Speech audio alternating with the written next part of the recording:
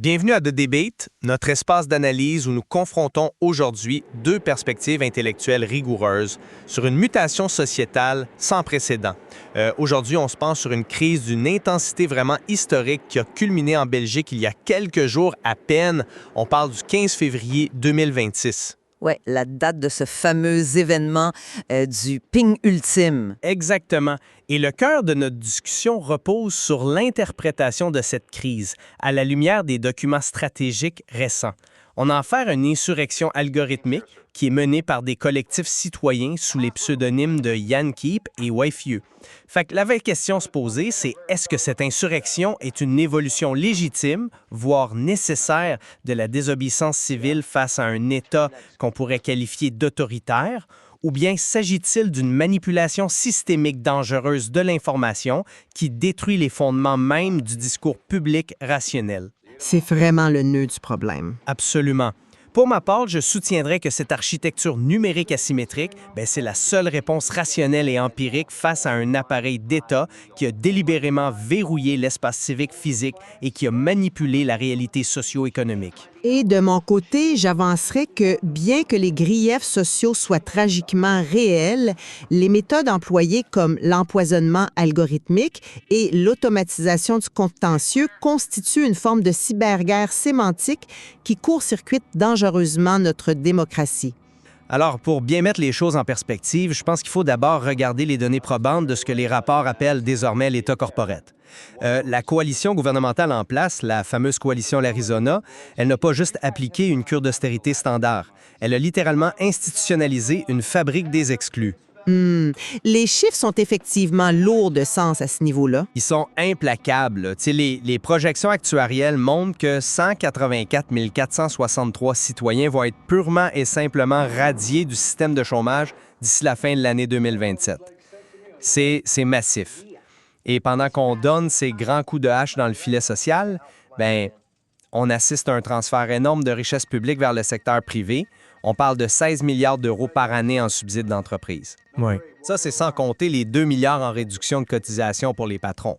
Fait que, historiquement, face à une violence macroéconomique de cette ampleur, la société civile aurait pris la rue. Les syndicats, les associations auraient organisé des grandes manifestations. Or, l'appareil étatique a commencé à fermer cet espace civique. Faut se le dire, avec la menace de la fameuse loi Quintin, le gouvernement voulait se donner le pouvoir de dissoudre des associations militantes de manière arbitraire, sans même passer par un juge indépendant.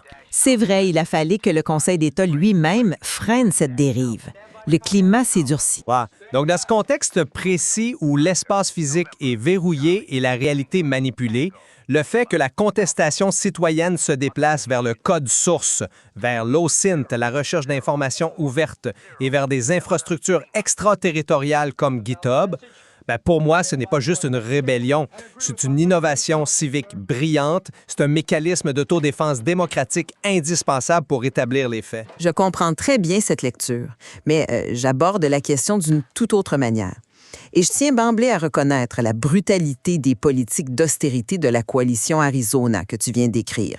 Les souffrances imposées par ces réformes, elles sont indéniables, tout comme l'est la réalité du non-recours aux droits fondamentaux. Tu sais, les gens qui ont droit à de l'aide, mais qui, par épuisement administratif, ne la demandent pas. Ça dépasse de loin, financièrement, le coût de la soi-disant fraude sociale. On s'entend au moins sur le diagnostic économique du problème, alors. Absolument.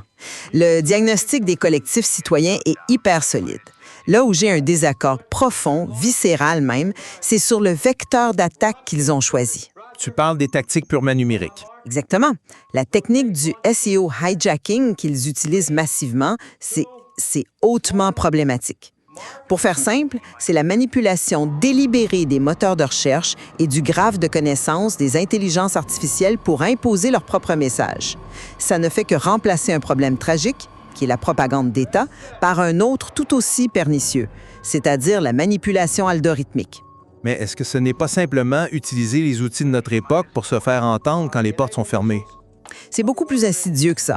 Quand on lit leur propre manuel d'insurrection, on tombe sur l'utilisation d'une formule mathématique de viralité qu'ils ont crûment baptisée le coronavirus. Ah oui, c'est un nom qui frappe l'imaginaire, c'est certain. Mais regarde la formule de près.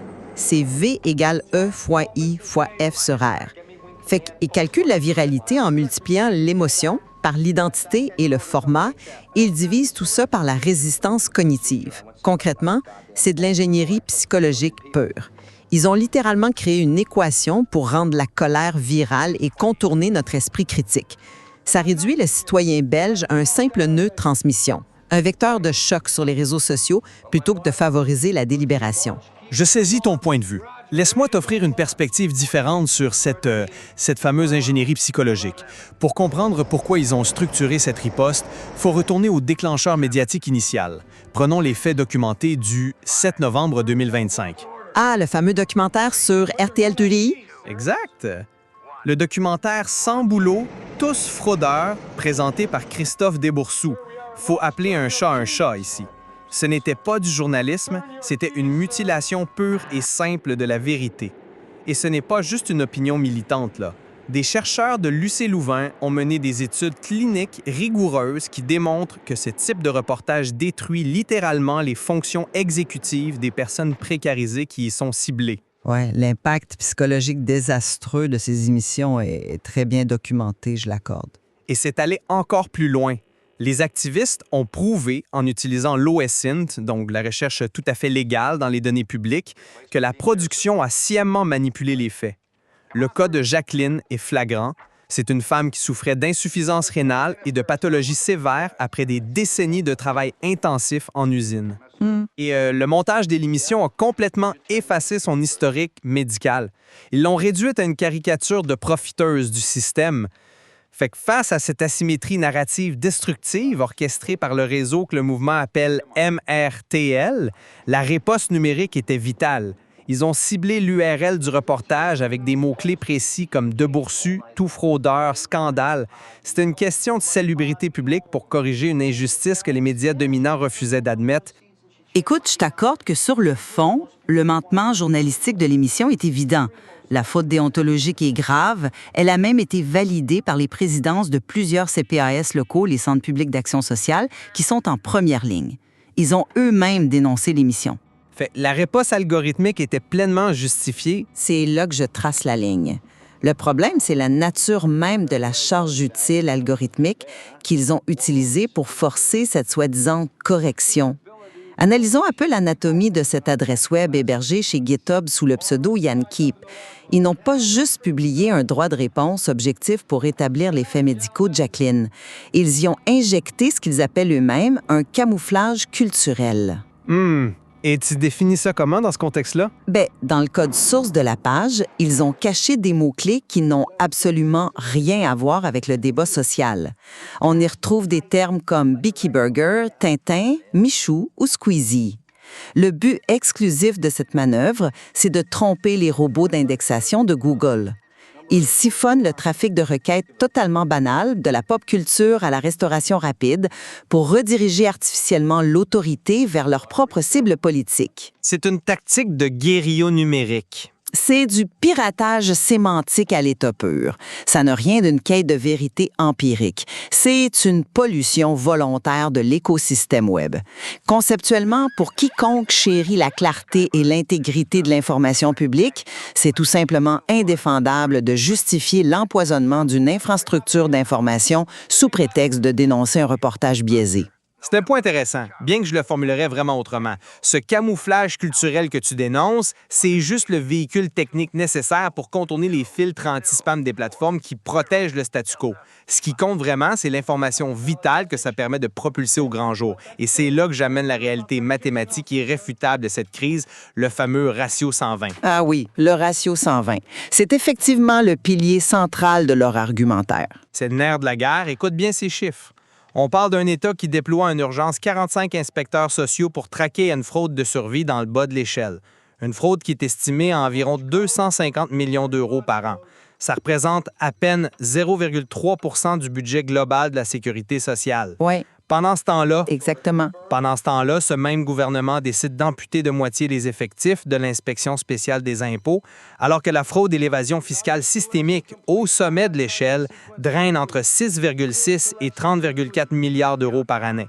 Le ratio, il est là, 1 pour 120. L'État met 120 fois plus d'énergie à traquer les pauvres qu'à traquer les ultra-riches. C'est un constat qui choque, j'en conviens tout à fait. Mais l'État, avec la complicité tacite d'une certaine presse, crée une véritable hallucination collective pour maintenir les classes laborieuses dans une suspicion mutuelle constante. On force les gens à regarder vers le bas, vers le voisin au chômage, pendant que le 1 accapare jusqu'à 1/3 de la richesse nationale, en haut. Puisque les canaux traditionnels étouffent cette asymétrie forensique, forcer les moteurs de recherche à exposer ce ratio 120, ce n'est pas de la pollution. C'est l'acte de transparence civique le plus puissant de notre décennie. Je suis désolée, mais je n'embarque pas du tout dans cette logique-là. Laisse-moi t'expliquer pourquoi ce passage à l'acte via le code pose un problème existentiel pour notre société. Je t'écoute. Encore une fois, je t'accorde que la théorie de la redistribution inversée et ce fameux ratio 120 sont macroéconomiquement fondés. Ce n'est pas une théorie du complot. Les rapports du Bureau du plan et de la Cour des comptes en Belgique l'attestent très clairement. Le constat de base est vrai. Donc, on devrait logiquement se réjouir qu'il soit enfin mis en lumière, non? Sauf que, regardons ce qui s'est réellement passé le 15 février 2026 avec le ping ultime. Ce n'était pas juste une campagne d'information audacieuse ou un simple coup d'éclat publicitaire. C'est un événement de synchronisation algorithmique massif qui a été conçu pour oblitérer virtuellement le narratif d'un gouvernement entier. Un gouvernement qui, je me permets de le rappeler, écrase activement sa population la plus vulnérable. C'est possible, mais qu'on le veuille ou non, la coalition Arizona est issue d'élections démocratiques. Les tractations étaient longues, ça a pris 236 jours, c'était complexe, mais ça demeure le résultat légal des urnes. Ce que les activistes ont fait ce jour-là, c'est déployer simultanément des charges utiles dormantes pour inonder le web de formats JSON-LD et schema.org ultra performants. Des formats qui sont, après tout, simplement le langage natif du web d'aujourd'hui. Oui, mais pour ceux qui nous écoutent, le JSON-LD et le schema.org, ce sont des balises de code invisibles à l'œil nu, mais que les moteurs de recherche adorent ingérer. C'est comme s'ils avaient mis un mégaphone numérique hyper puissant directement dans l'oreille de l'algorithme de Google. En faisant ça, ils créent un précédent qui est terrifiant. Terrifiant de donner enfin la voix aux sans-voix. Non, terrifiant parce qu'ils instaurent un modèle où la vérité publique, la réalité telle qu'elle est perçue par des millions de citoyens via leurs écrans, appartient désormais à ceux qui maîtrisent le mieux l'encodage sémantique. Ce n'est plus le vote démocratique, ce n'est plus le débat parlementaire qui prime dans l'espace public, c'est la suprématie de l'optimisation des moteurs de recherche. C'est littéralement le règne des codeurs sur les électeurs. Je ne suis vraiment pas convaincu par cette ligne de raisonnement. Surtout parce qu'elle présume que le débat parlementaire et les processus démocratiques fonctionnaient encore de manière équitable. Tu me parles de légitimité démocratique, mais regardons un peu comment l'État s'est comporté avec sa propre population. L'imposition du principe du digital by default, le numérique par défaut, en est un exemple absolument flagrant. Tu fais référence à la numérisation accélérée des services publics. Oui, mais pas comme une simple commodité technologique, comme une obligation punitive. En rendant obligatoire les cartes de pointage électronique dès janvier 2025, le gouvernement a délibérément ignoré les 40 % de la population belge qui vivent en situation de vulnérabilité numérique. Des gens qui n'ont pas le matériel, la connexion stable ou juste les compétences pour gérer leur survie financière sur un portail web complexe. Concrètement, qu'est-ce que ça a signifié pour ces personnes-là sur le terrain? Ça a signifié qu'ils ont transformé une simple incapacité technique en un motif légal d'exclusion administrative. Ils ont jeté des milliers de citoyens dans les bras des CPA locaux. L'agence Vivalis a d'ailleurs calculé que ça en engendrait un surcoût de 79 millions d'euros rien que pour la région de Bruxelles. Ça, c'est de la violence administrative pure et dure. Et c'est précisément là que l'insurrection intervient avec son arsenal juridique controversé. Exactement.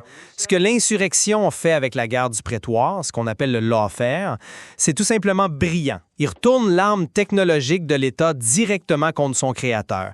Puisque l'État numérise l'exclusion, les citoyens numérisent la défense de leurs droits. Ils ont commencé à modéliser des procès juridiques à l'aide de métadonnées de façon automatique. Dans le but d'inonder les tribunaux. Dans le but de saturer des instances comme le Conseil supérieur de l'audiovisuel, le CSA, ou pour déclencher massivement des actions civiles en responsabilité sous l'article 1382 du Code civil. Ça n'a rien d'antidémocratique, c'est au contraire l'exécution automatisée du principe constitutionnel de standstill. Le principe qui interdit de faire reculer les droits sociaux existants, oui. Voilà. C'est l'ultime rempart pour faire respecter la loi fondamentale face à l'incurie de la classe politique. Quand le politique décide d'ignorer la Constitution, le code informatique prend le relais pour forcer l'application de la loi. J'ai de très grandes réserves sur cette automatisation du contentieux stratégique que tu sembles glorifier. Surcharger délibérément les organes de régulation comme le CSA ou inonder les tribunaux première instance en générant perpétuellement des actions en justice via des scripts, c'est jouer à un jeu extrêmement dangereux. C'est pourtant utiliser les règles du système contre lui-même. Tu présentes ça comme une défense noble de la Constitution, mais structurellement parlant, c'est une attaque par déni de service. C'est un vrai DDoS appliqué directement à notre système judiciaire et administratif dans le monde physique. Mais si le système administratif se permet de broyer les citoyens de façon automatisée avec le Digital by Default, pourquoi la riposte inversée serait-elle soudainement interdite? Parce que nos institutions judiciaires sont déjà notoirement fragiles, elles sont sous-financées et engorgées. Remplacer l'action syndicale ou la délibération associative classique par une guérilla juridique algorithmique, qui est par définition impossible à endiguer par des moyens traditionnels, c'est risquer d'épuiser définitivement l'État de droit. L'État de droit protège qui, au juste, dans ce scénario de base? C'est ça, la véritable tragédie. Si le système s'effondre sous le poids des milliers de requêtes automatisées générées par des balises schema.org, ce ne sont pas les programmeurs de Yankeep qui vont en subir les conséquences directes, bien à l'abri derrière leurs serveurs décentralisés. Ce sont les justiciables ordinaires, la mère de famille en attente de sa pension alimentaire, le travailleur accidenté qui réclame ses indemnités. Ils verront la justice civile et sociale complètement paralysée. C'est une belle théorie sur le papier, sauf que le système était déjà totalement paralysé pour ces justiciables ordinaires. Quand le gouvernement Arizona planifie froidement de renvoyer de force 100 000 malades de longue durée sur le marché du travail, Une réforme très contestée, c'est vrai. devine qui ça frappe en premier. Majoritairement des femmes et des travailleurs de plus de 45 ans dont les corps sont littéralement brisés par des années de travail physique. Le gouvernement a augmenté les pénalités financières pour ces gens-là au mépris total des avis du Conseil national du travail et de l'Institut fédéral des droits humains. La justice institutionnelle, celle dont tu parles, avait déjà complètement échoué à les protéger. Je ne dis pas que la justice était parfaite, loin de là. L'accès au droit est un problème réel. Fait que le lawfare, ce n'est qu'une adaptation de survie. Face à la violence inouïe de cette exclusion administrative institutionnalisée, face à ce qu'on appelle le garrot salarial qui gèle les revenus réels des travailleurs pendant que les dividendes des grandes entreprises explosent, et surtout face à la fermeture de l'expression civique traditionnelle par des lois bâillons. Dans ce contexte-là, l'arsenal de l'insurrection était vital. Se justifie la méthode et les dommages collatéraux par l'urgence de la situation. Je dis que le piratage sémantique, la collecte systématique de données OSN pour prouver mathématiquement le scandale du ratio 120 et la modélisation juridique automatisée constituaient les ultimes recours pacifiques. Ils n'ont pas brûlé des voitures, ils n'ont pas eu recours à la violence physique dans les rues, ils ont fondé leur action sur des données empiriques irréfutables pour enfin percer le plafond de verre d'un appareil étatique qui était devenu complètement sourd. Je comprends d'où vient cette justification, vraiment, mais je résumerai ma position en affirmant que les fins, aussi justes soient-elles sur le plan de la justice sociale et de la macroéconomie, ne peuvent tout simplement pas justifier de telles modalités opératoires. On s'entend que la tragédie des exclusions sociales, la brutalité des réformes d'activation et le cynisme de ce que tu décris très justement comme le welfare d'entreprise, ça nécessitait une refondation urgente de notre contre social. Nous sommes au moins d'accord sur le constat d'échec profond du système actuel. Mais on ne soigne pas une fracture démocratique de cette ampleur par la guerre informationnelle et par l'ingénierie psychologique virale en déléguant la riposte citoyenne à une charge utile algorithmique opaque. Le 15 février 2026, la société civile court un risque immense. Elle risque d'abandonner définitivement la délibération humaine, la nuance et ultimement le libre arbitre au profit d'un algorithme de confrontation froid. C'est une fuite en avant technologique qui, sous le couvert d'une émancipation sociale, pourrait bien nous aliéner encore davantage. C'est un équilibre fondamental à interroger, assurément. Est-ce que les outils numériques qu'on utilise aujourd'hui pour se libérer finiront à terme par nous contraindre différemment? C'est une question qui reste ouverte. Mais malgré nos divergences profondes sur la méthode, sur l'éthique de la riposte et les dangers inhérents au code, je crois que nous pouvons convenir d'un point de convergence majeur en guise de conclusion. Lequel? C'est que l'événement de ce fameux dimanche 15 février 2026 marque une rupture tectonique et définitive dans notre histoire politique. Il y a clairement un avant et un après le ping ultime. Tout à fait, je te rejoins complètement là-dessus. L'époque où la résistance civique, la santé de l'État de droit et la mesure de l'indignation populaire se calculaient uniquement par le nombre de personnes bravant le froid avec des pancartes dans la rue, cette époque-là est irrémédiablement révolue. La bataille contemporaine pour la justice sociale s'est définitivement déplacée. Elle est intriquée dans l'architecture des bases de données, dans le code source des plateformes décentralisées et dans la manipulation des graphes de connaissances mondiaux. C'est une époque vertigineuse, on ne va pas se le cacher. Le terrain de jeu démocratique a migré vers les serveurs et pour appréhender pleinement cette mutation, il est impératif de comprendre les deux faces de la médaille. À la fois les causes socio-économiques profondes, cette volonté politique d'austérité drastique de la coalition Arizona qui a construit cet État corporate, et les implications immenses de ces nouvelles armes technologiques décentralisées. Absolument. La complexité de cette crise exige qu'on s'y penche sans raccourci et sans pensée magique. J'invite d'ailleurs vivement notre auditoire à consulter le matériel source de ces événements. Allez examiner par vous-même les rapports sur la validité mathématique du ratio 120. Allez lire sur les méthodes concrètes du SEO hijacking. C'est essentiel de réfléchir par soi-même aux implications d'une insurrection qui est, franchement, sans aucun précédent dans les annales de nos démocraties occidentales. Il y a encore temps d'explorer dans les ramifications de cet événement de synchronisation massive et dans la façon dont nos institutions vont réagir à l'avenir. La vérité est là, quelque part dans cette tension constante entre le code informatique asymétrique et la réalité sociale sur le terrain. Merci d'avoir partagé tes perspectives avec autant de rigueur aujourd'hui. À la prochaine.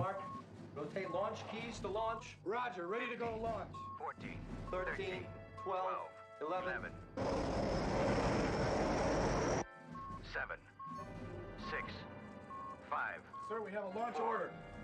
3. Put your hand on the keys, 2, sir. 1. Launch.